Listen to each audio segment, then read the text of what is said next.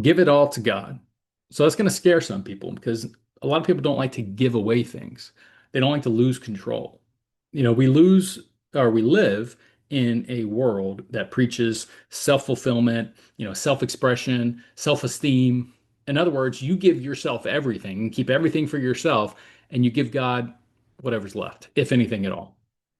But the message of the gospel is actually the complete opposite. Jesus did not say, just add me to your life.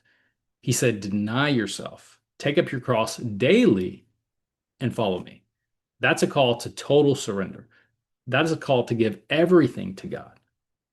So we need to be clear that, giving it to God is not just about giving God your Sunday mornings, when you go to church or your spare time or whatever you feel comfortable, whatever little pieces in your life that you're willing to let go of.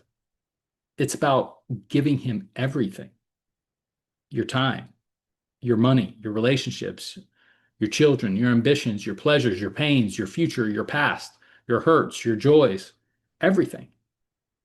He's the Lord. He's either the Lord of all or he's not the Lord of all. Romans 12 tells us present your bodies as a living sacrifice, holy and acceptable to God, which is your spiritual worship. So, in other words, what it's saying is the true Christian life is one where nothing is held back. We place ourselves on the altar, not just the parts we're willing to part with. That's true worship. But here's where so many people miss the mark. This is key.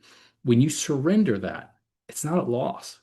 It's not to your detriment. It's to your gain. Because when you give everything to God, you're placing your life in the hands of the one who knows you perfectly. He created you, he loves you eternally, and he rules the universe sovereignly. He knows what you need before you even ask. He knows what you want before you even ask. He knows what's going to destroy you. He knows what's going to sanctify you. He is a better master than anything you could ever cling to in your life. Jesus said, whoever seeks to save his life will lose it, but whoever loses his life for my sake will find it. So when you try to hold on to your own plans, your own desires, your own, you ambitions, your own, everything under your own control, you're going to find disappointment. You're going to find frustration and emptiness.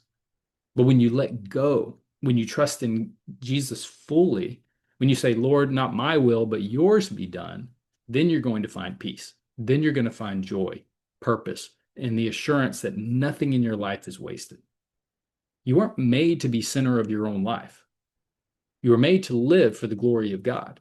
And when you live for his glory, you actually are living in line with your very purpose. That is where the true blessing is found, not in adding Jesus to your life, but in giving your life to him. So, my question today is what's holding you back? What part of your life still are you clinging to that belongs to you, quote unquote? Lay it down. Christ gave all of himself for us. Give all of yourself to him. And that is where your true life and freedom is going to begin. All right. So God bless. Hope you get value out of this. And I'll see you back next time.